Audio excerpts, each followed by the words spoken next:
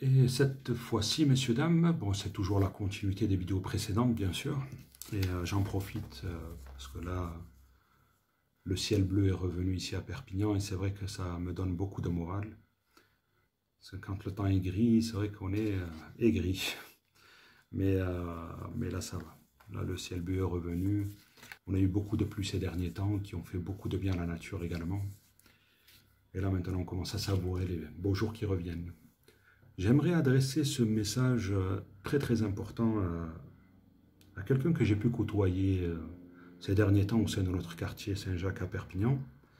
Cette personne qui est engagée politiquement auprès d'un parti d'extrême gauche représenté par une personne que je connais bien, M. Jean-Bernard Maton, qui avait comme parti politique alternative aux dernières élections municipales. Ce que j'aimerais dire à travers ce message qui s'adresse essentiellement à quelqu'un à qui j'ai fait énormément confiance, à quelqu'un que je considérais comme étant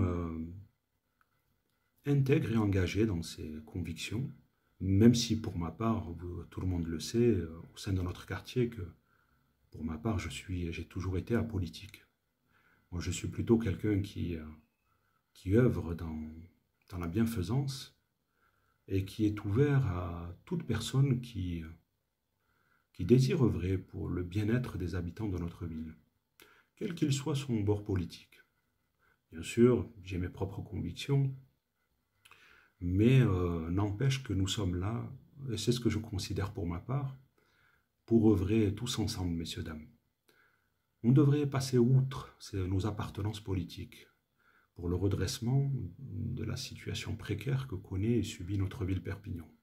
C'est le constat que je fais lorsque le temps passe et lorsque j'observe que dans notre ville, en fait, tous les partis politiques se disputent les uns avec les autres, mais qu'au final, ils ont tous le même point en commun. Ils aiment tous cette ville. Ils aimeraient améliorer les conditions de vie de cette ville. Ils aimeraient également améliorer les conditions économiques, le développement économique de cette ville et de ce département. Et je les vois tous en train de se chamailler d'un regard extérieur en tant que simples citoyens. Mais parce que, comme vous nous connaissez, au sein de notre collectif, souvent nous dialoguons avec les élus locaux, les représentants locaux. D'ailleurs, nous en avons aidé bon nombre d'entre eux assez récemment au sein de notre ville, quels que soient leurs partis politiques respectifs.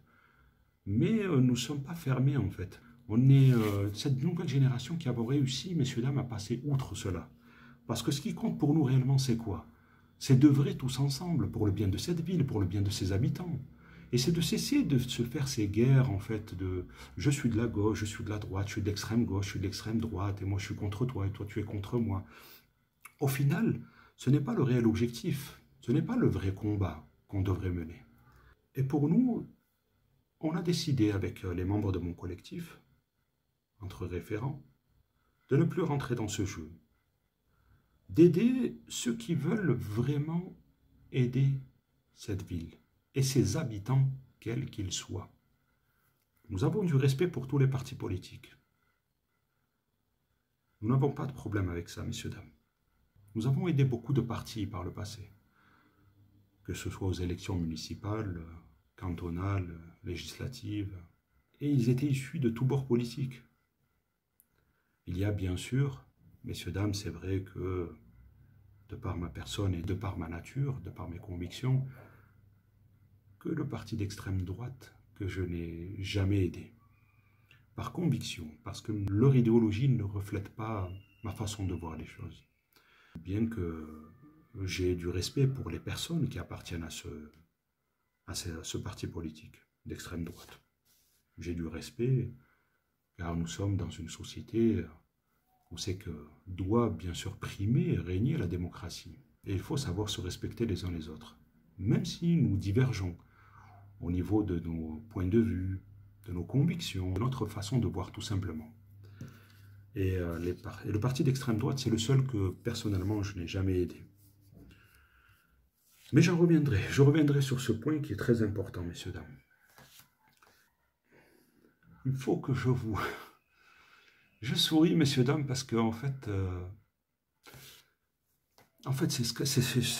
plus le temps passe, et plus de ma propre expérience et de cette épreuve douloureuse que je subis, de cet harcèlement, de cette persécution due à ces corrupteurs, je me rends compte finalement que la corruption gravite autour de personnes, d'associations, de politiques, qui sont censés nous aider, nous représenter, messieurs, dames, qui sont censés être de notre côté. C'est le cas.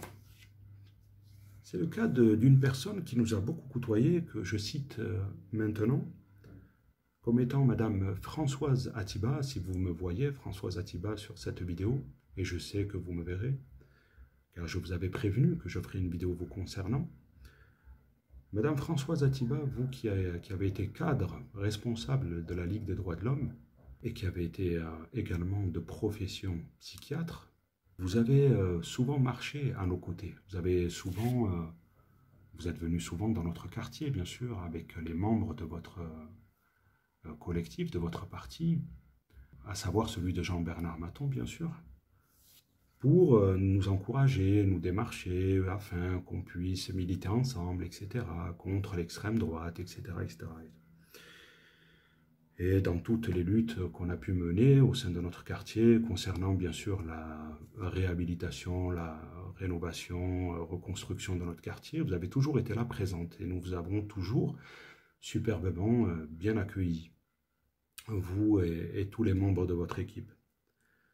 Et bien sûr, nous avons toujours eu un grand respect pour vous, même si nous, au fond de nous n'appartenons, et vous le savez très bien, nous n'appartenons à aucun parti politique que ce soit. Ce que je n'ai pas compris, Madame Françoise Atiba, c'est qu'avec tout ce temps que vous avez passé à nous aider, lorsque j'ai eu besoin de vous, juste pour transmettre une copie de ma procédure judiciaire à la Ligue des droits de l'homme à laquelle vous avez appartenu et avec laquelle vous entretenez toujours des liens, afin que vous puissiez m'aider dans ma situation de détresse, pour que je puisse trouver une avocate ou un avocat qui puisse m'aider. Je vous ai transmis d'ailleurs une copie de ce parcours judiciaire. Vous nous avez invité, mon ami Kamel, mon binôme, mon ami Kamel Belkébir et moi-même, vous nous avez invités à votre domicile pour nous recevoir, afin que je puisse vous expliquer, vous étayer ma situation et vous demander cette aide précieuse dont j'avais besoin. Donc nous sommes venus chez vous, vous nous avez accueillis de manière très hospitalière, très chaleureuse, nous nous sommes installés. Et tout de suite, Madame Françoise Atiba, vous avez réagi comme la plupart de ces corrupteurs. Et ce geste m'a tilté.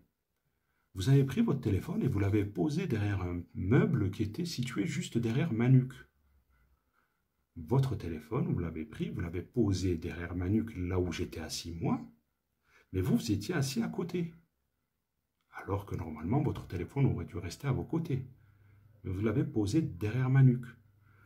Ce geste, j'ai regardé mon ami Kamel, j'ai souri. Et lorsque j'ai souri, il m'a compris.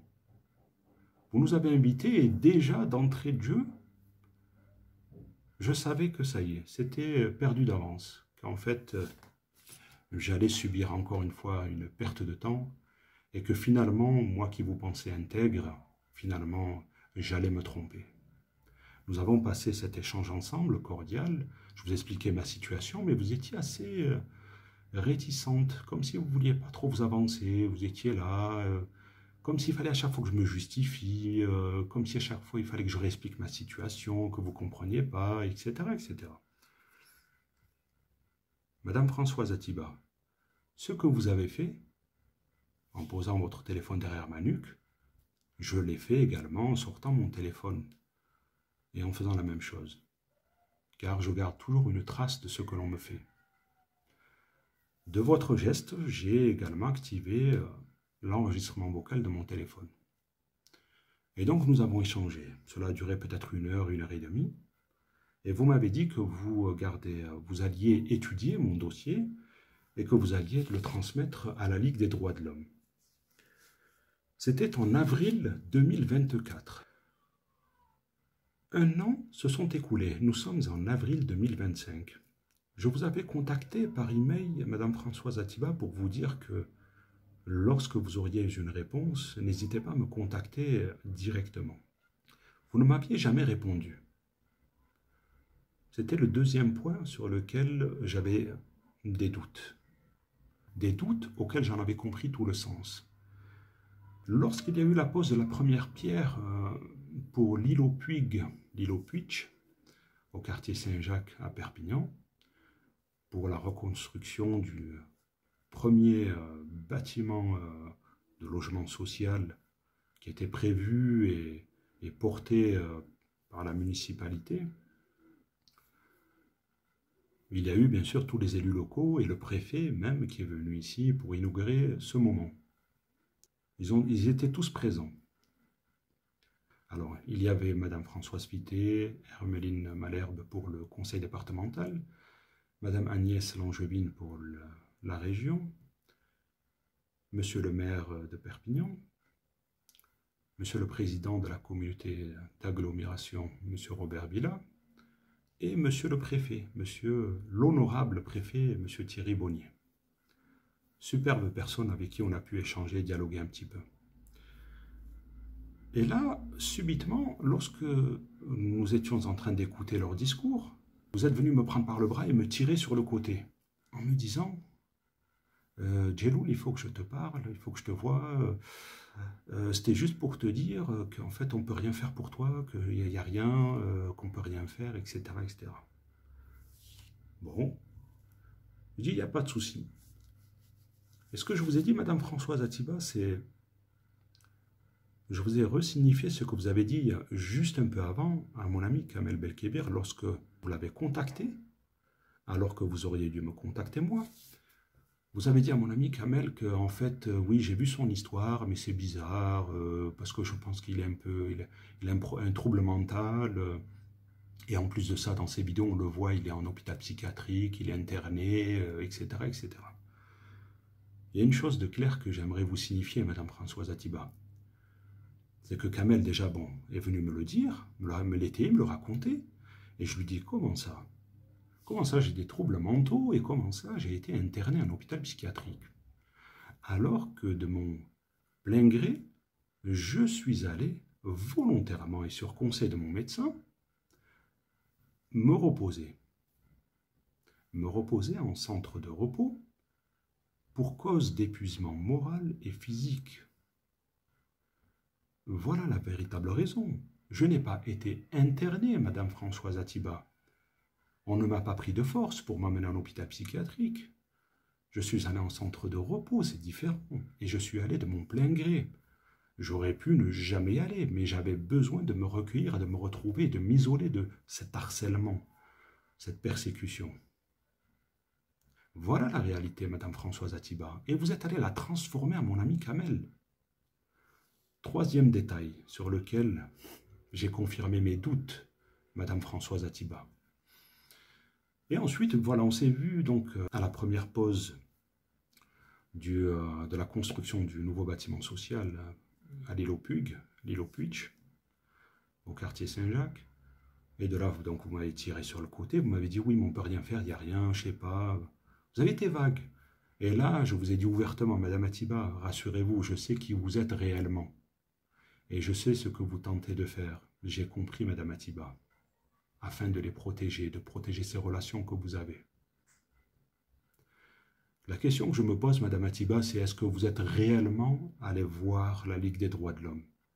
Ce que je ne comprends pas, Madame Atiba, c'est pourquoi tout ça, vous n'êtes pas venu me le dire ouvertement à moi, au lieu d'aller le dire à Kamel, mon binôme? Pourquoi vous n'avez pas osé m'écrire ou m'envoyer ou me laisser un message ou m'appeler directement, alors que vous aviez mon numéro? Pourquoi passer par mon ami Kamel pour essayer de convaincre Kamel de la folie que j'aurais? Voilà. Vous êtes allé convaincre un ami pour tenter de le convaincre et de me faire passer pour fou devant lui, en disant que voilà, j'avais des troubles mentaux et que j'avais été interné en hôpital psychiatrique. Qu'avez-vous cru, Madame Françoise Atiba? que mon ami Kamel allait vous regarder dans le blanc des yeux et qu'il allait vous dire « Ah oui, vous avez raison, mon ami Djeloul, je le connais depuis toujours et c'est vrai qu'il a toujours été fou. » Vous croyez vraiment ça? Vous croyez que je n'ai pas un véritable ami à mes côtés? Avec qui j'ai du vécu, du parcours, du combat, avec qui nous avons œuvré pour notre quartier. Et avec, bien sûr, nos amis que je salue au passage, issus de la communauté gitane, mes très proches amis, notre groupe d'amis, engagés pour le bien de ce quartier. Et vous croyez que quoi? Que vous alliez convaincre mon ami pour m'isoler et pour enfin, voilà, reproduire les mêmes rituels et les mêmes techniques des agents du renseignement territorial? Comment faire pour isoler la cible, l'isoler de tout son entourage, de tous ses amis, la mettre de côté, l'isoler pour qu'elle puisse devenir folle, et voilà, et pour que tout le monde puisse la traiter de folle, etc., et qu'on puisse l'interner, et qu'on puisse s'en débarrasser, voilà, et passer à autre chose, etc. Vous avez vraiment cru ça, Madame Matiba? Vous avez cru ça qu'avec la nouvelle génération qu'on est, on est encore de cet état d'esprit, de cette mentalité d'avant, et vous croyez que ces choses-là marchent encore aujourd'hui? Vous avez oublié une chose, Madame Atiba, c'est qu'aujourd'hui, il y a les réseaux sociaux, c'est plus comme avant. Avant, il n'y avait pas de réseau social. Et les pauvres victimes, malgré elles, étaient mises de côté, étaient isolées, et souffraient. Et souffraient, elles étaient persécutées, et oui, et finalement, ben voilà, finissaient par devenir folles, ces pauvres victimes. Vous croyez encore qu'on en est à ça, Madame Atiba? Vous croyez encore qu'on en est à cette époque-là? Cette époque est révolue, Madame Atiba. Je ne sais pas à qui vous servez. Je ne sais pas quel intérêt vous avez avec tout ça, quel lien. Mais une question que j'aimerais vous poser, Madame Atiba. Avez-vous été juste dans l'exercice de vos fonctions? C'est la question que je pose, Madame Atiba. Vous, Françoise Atiba, ancienne psychiatre, avez-vous été juste dans vos fonctions de psychiatre? Avez-vous été juste dans les rapports que vous avez faits concernant de pauvres patients atteints de troubles ou peut-être victimes d'injustice et qui cherchaient refuge auprès de nos médecins? Avez-vous été juste, Madame Atiba? C'est la question que je vous pose tout au long de votre parcours professionnel en qualité de psychiatre. Madame Atiba, ça ne marchera pas. Ce jeu minable et petit, médiocre, qu'utilisent les agents du renseignement avec moi depuis des années aujourd'hui, et qu'ils ont utilisé avec bon nombre de victimes dans le département, ça ne marchera pas, Madame Atiba. Je suis entouré d'amis solides, de véritables amis, et croyez-moi, dévoués et prêts à tout pour moi. Et vous croyez que quoi? Un an plus tard, nous sommes en avril 2025, et vous ne m'avez pas encore restitué mon dossier. Qu'avez-vous fait de mon dossier, Madame Atiba, Françoise? Qu'avez-vous fait de mon dossier? Ce n'est guère qu'une copie, Madame Atiba. Je ne sais pas ce que vous allez en faire en la gardant chez vous.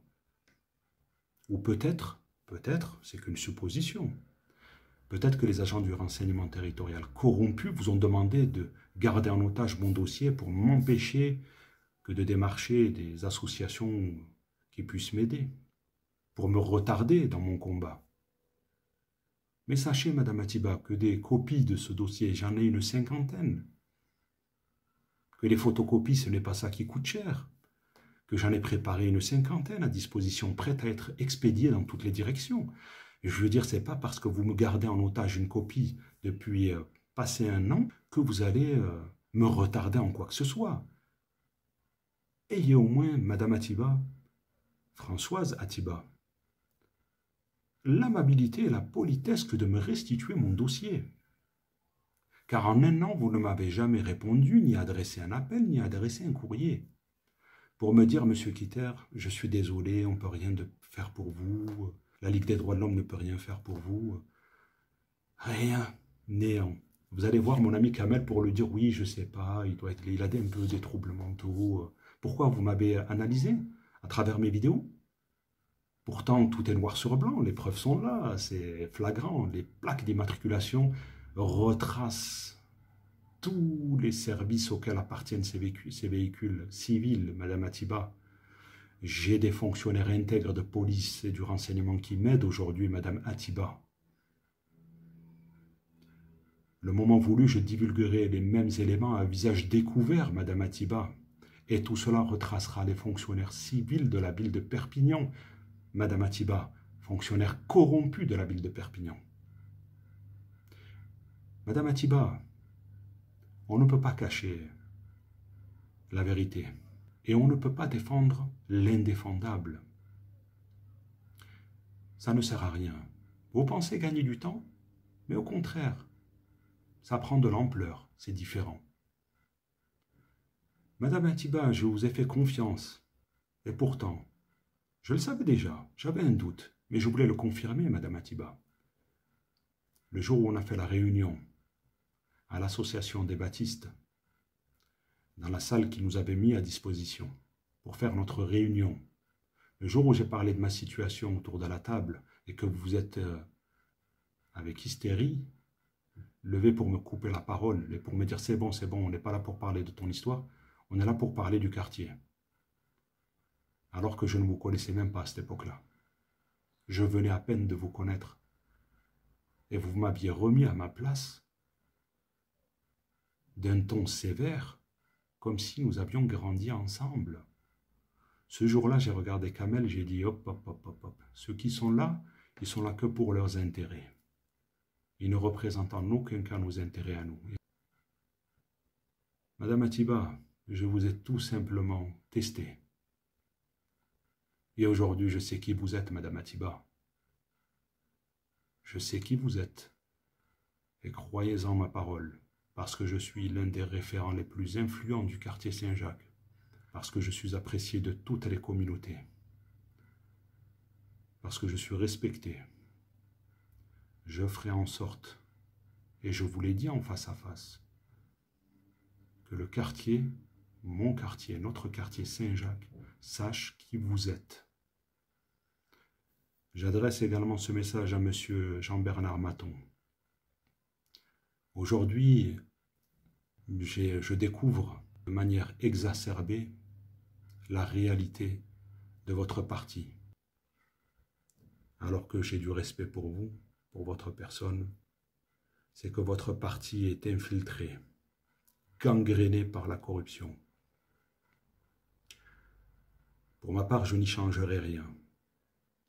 Mais je suis au regret de vous dire que je vais transmettre le message à tous les référents de mon quartier, Saint-Jacques à Perpignan, et qu'il est hors de question que vous puissiez venir dans notre quartier sans que le monde sache ce qu'il représente réellement aujourd'hui. Monsieur Jean-Bernard Maton, je n'ai rien contre votre personne. Dieu le sait. Mais par contre, il est hors de question qu'il soit infiltré et gangréné par la corruption. Hors de question que l'on soit manipulé pour servir quelconques intérêts. Nous avons été divers partis, que ce soit notre amie Madame Françoise Fité, du parti d'extrême gauche, le PCF, pour gagner au cantonal dernièrement. D'ailleurs, ils ont remporté le canton. Et que je salue au passage. Nous avons également, par le passé, aidé M. Romain Gros par devoir de reconnaissance, parce qu'il nous avait aidés lors de la démolition violente et inopinée de notre quartier sans même la concertation des habitants. Cette démolition précipitée qui avait été mandatée par Olivier Amiel, qui était chargé de la politique de la ville, du maire M. Jean-Marc Pujol. Ils avaient pour objectif de détruire, de raser des pâtés de maison afin, bien sûr, de créer ce qu'on appelle la gentrification et pour atteindre des objectifs pécuniaires, sans même considérer la population qui y résidait, et pour revendre ces parcelles à des promoteurs privés. Alors que nous avons toujours demandé la mixité sociale dans ce quartier, alors que nous avons toujours demandé à vivre main dans la main dans ce quartier, par reconnaissance, parce qu'il nous avait aidé à ce moment-là, M. Romain Gros avait fait, alors qu'il était député, avait fait usage de ces relations pour faire cesser ces démolitions. Et par devoir de reconnaissance, nous l'avions aidé aux élections municipales. Nous avons toujours aidé les gens qui nous aident, messieurs, dames. Nous n'appartenons, comme j'ai pu dire auparavant, à aucun groupe ou à aucun parti politique qui soit, parce que nous avons du respect pour tous les partis politiques. Nous n'avons pas de barrière de frontières dans nos esprits. Nous sommes là pour œuvrer tous ensemble, car le but ultime de ce qui doit nous retrouver, c'est le bien de cette ville, messieurs, dames. Nous ne sommes pas là pour se chamailler les uns avec les autres. Nous sommes là pour œuvrer tous ensemble.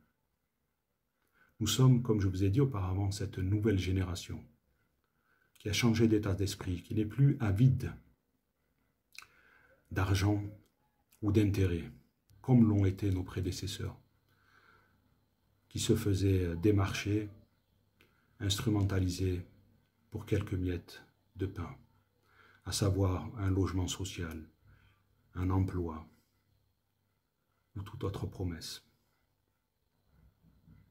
Pour revenir à vous, Jean-Bernard Maton, avec tout le respect que je vous dois, en tant qu'homme avant tout, je suis désolé, mais je vais réalerter mon quartier. Hors de question qu'on soit manipulé. Et pour vous, Madame Françoise Atiba, je vous demande, encore une fois, de me restituer mon dossier. Si vous n'osez pas venir me le restituer en main propre, je vous l'ai dit la dernière fois, contactez mon ami Kamel, il viendra le récupérer à ma place. Mais ne le gardez pas en otage, car cela confirme encore plus ce que vous êtes réellement, Madame Atiba. La corruption n'a pas de place dans notre ville, Madame. J'ai mal, messieurs, dames, vous savez pourquoi? Et pardonnez-moi de vous prendre de votre temps, c'est que plus le temps passe et plus je suis déçu des partis de gauche. Je constate également que ceux-ci sont infiltrés, gangrénés par la corruption, comme j'ai pu raconter pour les organisations, les associations, la franc-maçonnerie, etc., etc. Même les partis politiques sont gangrénés et infiltrés par la corruption, malheureusement. Alors c'est pour cela que je vous demande, je demande à tous les partis politiques d'être prudents car vous êtes infiltrés par des personnes qui ne sont pas là pour servir vos intérêts, l'intérêt des citoyens, qui ne sont pas là pour servir votre idéologie, vos convictions, mais qui sont là pour servir leurs sombres intérêts. Ils infiltrent même les partis politiques pour servir leurs sombres intérêts, messieurs, dames. C'est valable pour les associations. Et pour ma part, ce que je constate et qui me fait mal, c'est que à chaque fois, ceux qui se rendent complices de cette corruption, ceux qui me font mal, sont toujours issus de la gauche ou de l'extrême gauche. Que se passe-t-il, messieurs, dames? C'est la question que je vous pose. J'ai été trahi par M. Edoui Plenel en main propre. Le jour où il est venu présenter son reportage Média Crash à Perpignan, au cinéma Le Castillet du centre-ville. J'ai fait une vidéo à son sujet, vous pouvez le revoir sur YouTube, qui est adressé, un message qui est adressé à lui. Il m'a manipulé de manière fourbe à récupérer mon dossier afin de le restituer aux agents du renseignement. C'était une copie de la procédure et un courrier qui était adressé à sa rédaction pour demander de l'aide. Je retrace toute son histoire en détail dans la vidéo que j'ai faite sur YouTube. Il est de parti de gauche.